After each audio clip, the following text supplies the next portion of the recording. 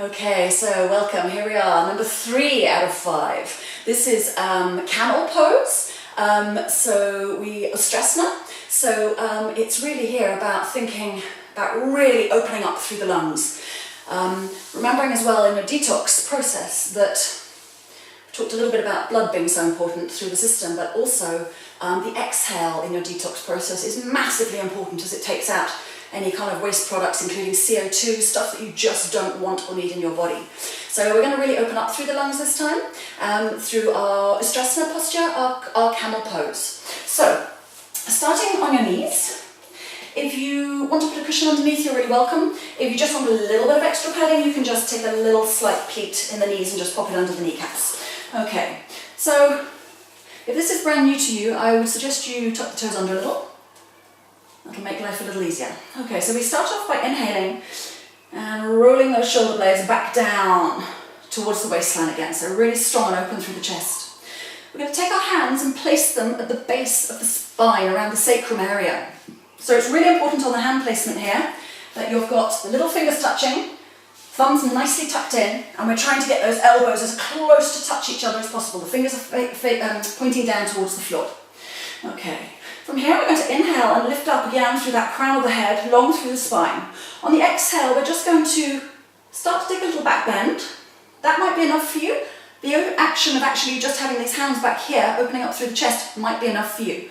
So always know your own body and know when you need to stop, okay? If you want to come with me, we inhale, we lift up, strong, strong. On the exhale we start to just take a slightly deeper back bend. So the eyes are starting to trail across the ceiling, towards the wall behind you, and we don't want the neck to loll, so keep the neck strong and firm.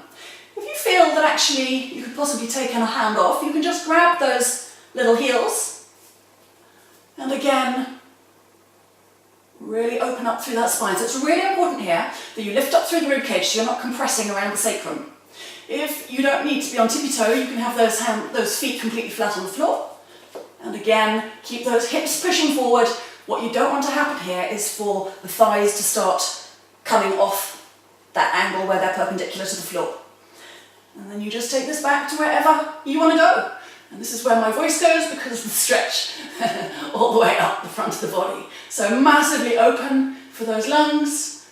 And then when you come out of the posture, really important, take one hand off at a time, back to the sacrum where we started. Engage that core for all you're worth as you come back upright. And then when you're ready, just start to come into child's pose, just to counterpose that extension through the spine with a little bit of flexion.